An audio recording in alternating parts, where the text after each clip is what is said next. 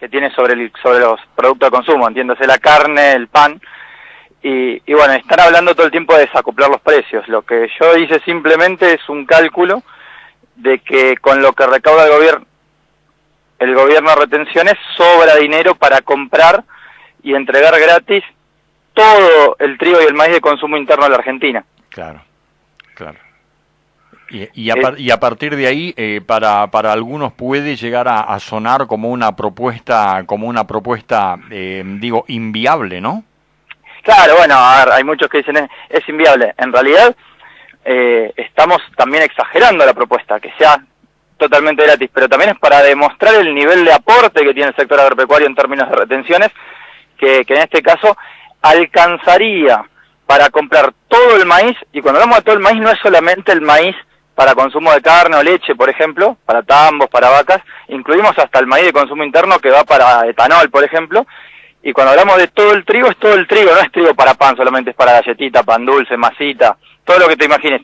O sea, es tan exagerado fiscalmente lo que aporta el sector agropecuario y se distribuye tan mal que en realidad podría haber en la Argentina trigo y maíz gratis y todavía sobraría 275.000 millones de pesos para consumo interno, por lo cual este discurso del desacople o del impacto de los productos primarios en el precio final se torna irreal y tiene más que ver con que los recursos de las retenciones se usan para otras cosas y no para la defensa de la mesa de los argentinos, como dicen. Esteban, el gobierno recauda en concepto de derechos de exportación, las bien llamadas retenciones, 8.300 millones de dólares, que equivale a 747.000 millones. Y lo que se plantea es cómo y para qué se usa, ¿no?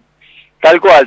Ese es un cálculo que hemos sacado en base a un dólar promedio Banco Nación a 90 pesos, y es un estimativo. Nosotros estimamos inclusive que para el 2021 podría ser más de 8.300 millones de dólares por el incremento de los valores internacionales, y entonces decimos, bueno, este discurso aparte tiene que ver con otra cuestión de fondo, que es la cadena comercial. Yo estoy seguro, y esto es una intuición mía, de que puede entregarle a determinados eslabones de la cadena comercial el trigo y el maíz gratis, que cuando llegue la carne a la góndola o el pan a la góndola va a seguir siendo caro, porque los productores no son fijadores de precio final de góndola, y eso es lo que no necesitamos también comunicarle a la gente. El aporte es tan grande de lo que hacemos en términos solamente de retenciones, sin contar los otros impuestos, que podríamos regalarle todo el maíz y todo el trigo al país. Exacto. ¿Cuánto consume de maíz y cuánto consume de trigo Argentina, Esteban? Nosotros hicimos un cálculo sobre consumos promedios. El maíz alrededor de 19 millones de toneladas y de trigo alrededor de 6 millones y medio. Claro, que no es poco. De cualquier manera, eso traducido, digamos, a recurso económico, todo el trigo y el maíz que se consume en Argentina cuesta 472.000 millones de pesos. Claro, y esto también tiene que ver con esta medida que había tomado el gobierno, cerrar las exportaciones de maíz por miedo a que falte.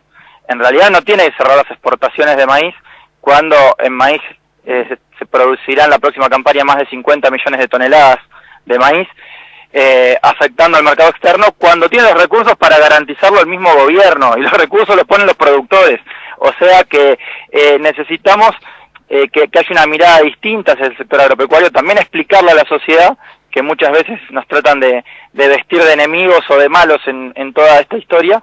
Primero, que no fijamos los costos de góndola, y segundo, que el aporte que hacemos es muy grande y alcanza para mucho.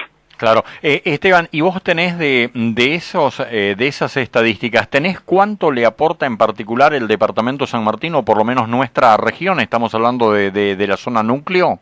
Bueno, esa te la debo.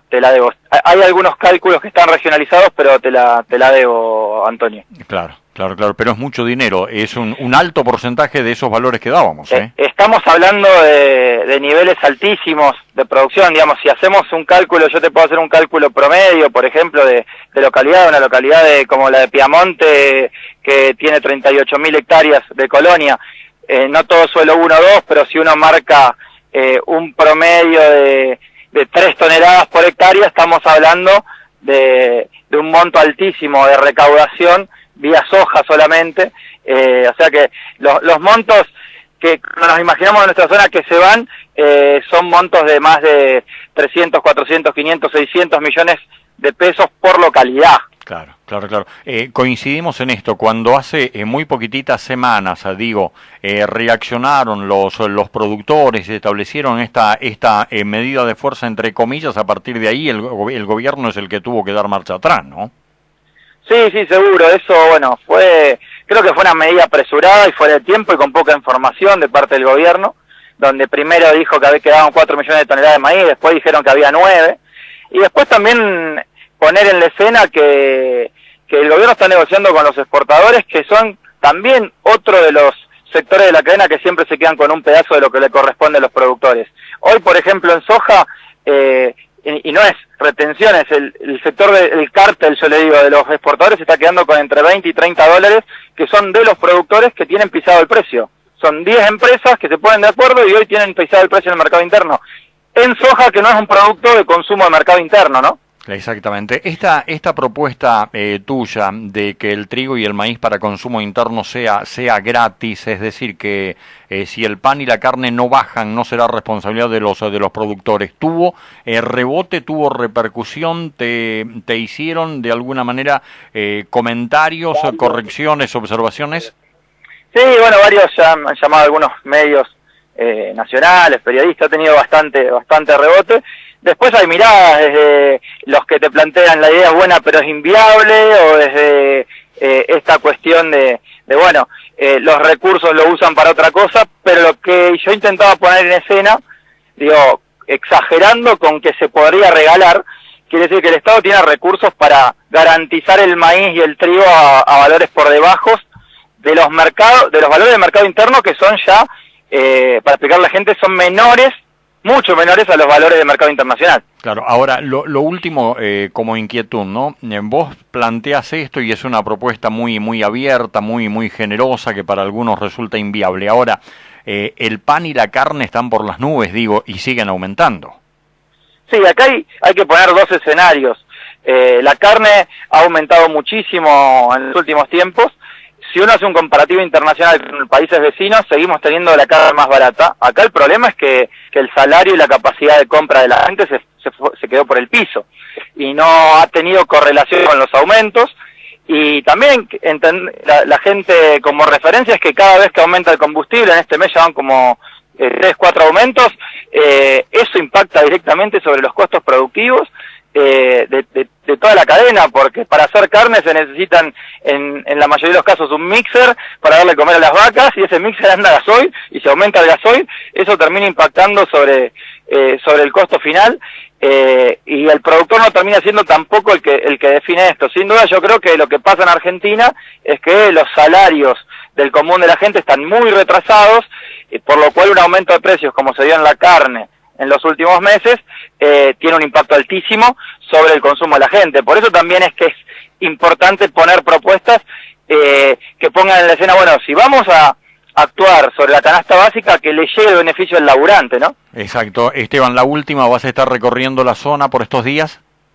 Sí, ahora estamos con algunas tareas en el campo, pero vamos a estar recorriendo entre esta semana, la semana que viene seguramente. ¿Y acompañado por...? Estamos organizando posiblemente alguna visita por ahora, quizás solo en estos días, pero próximamente, en 10, 15 días, tengamos alguna visita del diputado Juan Cruz Candio, posiblemente del diputado Maxi Puyaro también. Perfecto. Esteban, un abrazo grande. Gracias. Charlamos la semana que viene.